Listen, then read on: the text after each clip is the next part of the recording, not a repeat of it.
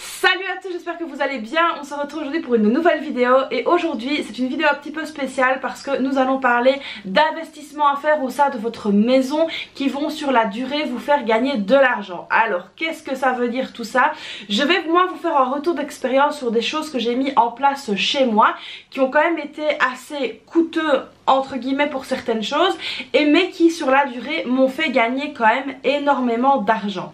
Alors évidemment au début de l'année comme ça, quand le mois de janvier arrive d'une nouvelle année, on est plein d'ambition etc, on doit aussi détailler ses projets. Alors avant de vous détailler mes projets à moi pour l'année et afin que vous puissiez donc préparer les vôtres, je me suis dit bah tiens, si je leur donnais un petit peu des petites ficelles comme ça de choses qui peuvent faire vraiment la différence au quotidien. Et donc du coup ici j'ai recensé donc des achats que nous on a fait au sein de notre maison. Alors évidemment il y en a peut-être qui vont dire oui mais Christelle c'est des achats coûteux. Alors oui c'est vrai, pour certains c'est des achats coûteux, mais ce sont des choses que vous pouvez justement planifier dans la feuille de vos projets. Donc si vous avez le budget pour tous, vous avez donc une feuille de projet à mettre en place, soit dans l'année, soit donc à court terme, à moyen terme ou à long terme, et ce sont des choses que vous pouvez tout à fait planifier. Alors rien ne vous empêche, si vous n'avez pas ces choses là et que ça vous intéresse, de faire des devis pour justement pouvoir planifier cette épargne et donc en faire une épargne pour pouvoir vous les offrir. Alors dites-vous bien que ces choses que j'énumère ici, ce sont des choses qui nous ont mis du temps à mettre en place. Ça s'est pas mis en place comme ça, on a mis de côté etc pour pouvoir les mettre, parce qu'au final on sait que ça nous fait quand même de fameuses économies sur l'année. J'ai recensé donc 5, je vais dire, investissements vraiment à essayer de mettre en place dans la maison et qui vont vraiment, vous l'aurez compris, faire la différence. La toute première chose, qu'est-ce que c'est? Ce sont donc des panneaux solaires. Alors, je ne connais pas bien ici la législation parce que moi, quand je les ai mis, c'était il y a 12 ans maintenant et donc du coup, c'était pas la même législation que maintenant. Alors, je sais que parfois, il y a des primes, donc quand on est en Belgique, au niveau de la région wallonne, etc., pour pouvoir en mettre. Alors au niveau de la France, pour être tout à fait honnête, je ne me suis pas renseignée, donc d'ailleurs dans les commentaires, si quelqu'un connaît les législations pour les panneaux solaires, n'hésitez pas à le mettre dans les commentaires, ça aidera sûrement un bon nombre de personnes. Donc les panneaux solaires, pour moi c'est vraiment l'investissement quand je les ai mis qui était vraiment au top du top, et même encore maintenant. Alors au niveau des panneaux solaires, comment ça se passe? Tout simplement vous allez donc produire de l'électricité la journée, donc avec le soleil, et donc du coup il ne vous reste plus qu'à payer que ce que vous consommez quand il n'y a pas de soleil. Alors moi sur les miens malheureusement je n'ai pas de batterie, mais je souhaiterais d'ici quelques années les changer et mettre une batterie comme ça le soir quand il n'y a pas de soleil, j'utilise ce que j'ai produit durant la journée, je ne réinjecte pas ce que j'ai produit la journée dans le réseau. Alors quand moi je les ai mis, il y avait une sorte de certificat vert, donc après on pouvait déduire etc et puis retoucher une partie. Maintenant ça il n'y a plus, mais en tout cas mon compteur, je vais dire ça comme ça, tourne encore à l'envers la journée et ça c'est vraiment très chouette. Alors c'est pour ça que je ne paye pas beaucoup d'électricité et c'est pour ça aussi que je fais tourner mes machines la journée, parce que voilà, la journée je produis quand même mon électricité. Alors surtout quand il y a du soleil, donc ça c'est vraiment top parce que du coup je ne consomme quasiment rien du tout. Donc pour moi les panneaux solaires c'est vraiment quelque chose à vraiment essayer de mettre en place et ça peut être vraiment très chouette. Alors évidemment si vous avez beaucoup de panneaux, que vous produisez énormément ou que par exemple vous êtes dans le sud de la France et qu'il fait super beau, n'hésitez pas à mettre du chauffage électrique, à mettre je sais pas moi une chaudière électrique, enfin voilà, essayez vraiment de mettre des tas de choses électriques pour justement que ça ne vous coûte rien, peut-être en gaz ou en mazout, mais que ça vous coûte tout simplement en électricité que vous allez produire, et du coup super avec. La deuxième chose qu'on a mis en place maintenant, ça fait 2 ans je pense, c'est la deuxième année ou c'est la troisième, je sais plus, mais en tout cas je pense que c'est la troisième année, mais c'est vraiment le top du top, c'est l'adoucisseur d'eau. Alors moi j'adore, je vais vous mettre une photo du mien d'ailleurs juste ici. Alors pourquoi je vous parle du mien? Parce qu'en fait le mien ne se branche pas sur l'électricité, donc ça c'est top, il est branché sur l'eau et on peut le déplacer en fait. Si vous déménagez, vous pouvez l'emmener avec vous, donc ça je trouve ça génial. Alors qui ne fonctionne pas aussi sur l'électricité, ça je trouve que c'est le top du top parce que du coup on ne consomme pas, donc ça c'est très bien. Et en fait toute l'eau qui vient donc qui va être pompé entre guillemets dans ma maison, passe dans l'adoucisseur d'eau. Donc c'est un adoucisseur d'eau qui marche avec des blocs de sel, donc ce sont des gros blocs comme ça. Pour vous donner une idée, nous, allez, on va dire 10 mois de sel, ça nous coûte 72 €. Donc 72 €, donc on commande, on reçoit notre commande de sel, après on met le sel et emballé, c'est pesé. Donc ça c'est vraiment très chouette. Alors pourquoi est-ce que c'est un investissement au top? Parce que quand vous habitez dans une région où il y a beaucoup de calcaire, et c'est le cas chez moi, vous allez vous rendre compte qu'en fait vos électroménagers pètent tout simplement, que ce soit les machines à café, lave-vaisselle, machine à lessiver, tout ce qui a de l'eau en fait, ou que vous utilisez de l'eau, ben ça pète très facilement. Et alors moi j'ai même, sans le vouloir, j'ai même pété mon nettoyeur vapeur parce que je mettais de l'eau du robinet, ce qui était conseillé dans la notice. Et en fait avec le calcaire qu'il y a, le calcaire a bouché le bazar et bon bref, il allait plus. Et donc en fait l'adoucisseur d'eau, ça va vraiment adoucir l'eau. Alors elle est pas bonne à boire parce que je l'ai goûtée, elle est pas bonne. Moi j'aime pas en tout cas. Et au niveau des cheveux etc, donc quand vous allez vous laver les cheveux, ça va être beaucoup plus doux. Alors moins de problèmes de peau aussi parce que mon mari et mes filles ont la peau atopique. Et depuis qu'on a l'adoucisseur d'eau, leur peau va beaucoup mieux, mais vraiment beaucoup mieux. Donc les électroménagers là aussi, bah, ça évite qu'ils ne pètent, donc ça c'est quand même pas mal du tout.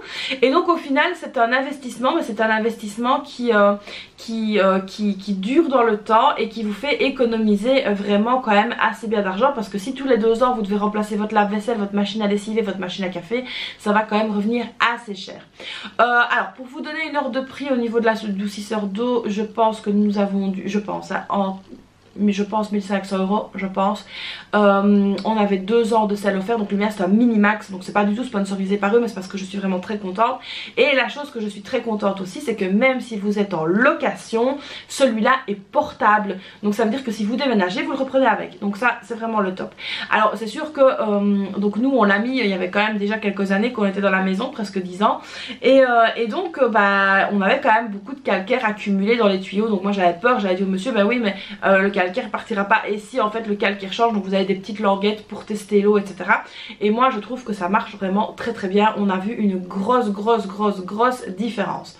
Donc voilà ici pour l'adoucisseur d'eau. Ensuite la troisième chose, et ça je pense qu'on l'a fait changer pareil il y a 3 ans je pense, 2 ou 3 ans, c'est la porte du garage.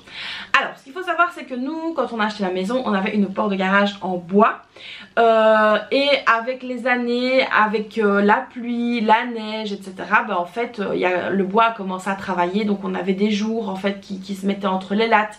Et là on s'est dit on va investir, on va changer la porte du garage, ce qui a été fait. Donc là on a pris maintenant une porte sectionnelle, donc c'est vraiment une porte qui s'ouvre et qui rentre comme ça, plus qui s'ouvre comme ça. Donc déjà on gagne de la place parce que du coup bah, sur les côtés on avait des espèces de bras hein, qui faisaient pour lever la porte, que là on n'a plus. On avait déjà un moteur sur la porte du garage en bois qu'on a pu récupérer parce que c'est un moteur quand même assez puissant qu'on avait déjà acheté de base, et du coup on a pu le remettre sur la nouvelle porte. Mais surtout ça nous fait un gain de chaleur mais énorme, mais vraiment énorme. Alors moi ce qu'il faut savoir c'est que le garage n'est pas chauffé. Et en fait quand on avait la porte en bois, vu qu'il y avait des jours etc, quand il neigeait et qu'il gelait dehors, on se retrouvait quand même à des températures très froides dans le garage. Ça allait vers 4-5 degrés, donc c'était vraiment pas le top parce que du coup il y avait quand même la machine à lessiver, le séchoir etc, frigo, congélateur, donc c'était pas du tout le top. Et là maintenant depuis que la porte de garage est mise, quand il y a eu ici, ben là il y a récemment -2, -3, on avait quand même 16-17 degrés dans le garage. Donc pour un garage c'est quand même vachement bien, donc on a quand même gagné presque 10 degrés à mettre la porte de garage. Alors évidemment à mettre cette porte, bah oui c'est un coût, ça je dis pas le contraire. Donc là alors vous donner une fourchette de prix je ne saurais pas parce que ça dépend de la maison, est-ce qu'il faut une sur-mesure ou pas. Donc là voilà ça dépend vraiment de plein de facteurs, et donc du coup on a pu gagner donc bah en chaleur, donc ça c'est vraiment nickel parce que moi ce que je faisais c'est qu'en fait le radiateur de l'entrée je le mettais sur 5, donc vraiment qui chauffe très très fort pour couper le froid en fait qui venait du garage. Donc voilà, vous voyez, c'était vraiment pas le top. Et là changer en fait cette porte de garage nous a vraiment fait gagner beaucoup d'argent parce que du coup je me sous-chauffe quasiment, je dis beaucoup du coup, ouais, mais bon c'est pas grave, je gagne quand même assez bien d'argent au niveau du chauffage. Alors la porte d'entrée on ne l'a pas encore changée, mais c'est en projet de la changer quand même aussi à un moment donné parce que j'aimerais bien vraiment que ce soit mieux isolé que maintenant, d'autant plus que maintenant on a une mini fenêtre comme ça le long de la porte d'entrée. Et j'aimerais vraiment bien mettre une porte pleine pour justement ne plus avoir ce froid qui vient de l'extérieur, mais ça reste en projet. Donc voilà, parfois changer certaines choses dans la maison ça peut vous faire gagner quand même pas mal de sous. La quatrième chose, et ça vous allez sûrement me comprendre à 2000%, là je n'ai pas encore fait, mais je vais changer certaines lumières de la maison et mettre des lumières à détecteur de mouvement. Alors pourquoi est-ce que je vais faire ça? Parce qu'en fait je me suis rendu compte que mes filles quand elles vont aux toilettes en bas elles oublient d'éteindre. Le couloir justement de l'entrée parfois il reste allumé. Et le couloir aussi ici que j'ai donc devant les chambres et la salle de bain reste allumé. Et donc du coup je me suis dit que donc là je suis en pleine étude, hein, je suis bon voilà, moi je vous ai déjà expliqué que quand je cherche à changer quelque chose, voilà, c'est une étude de marché que je fais.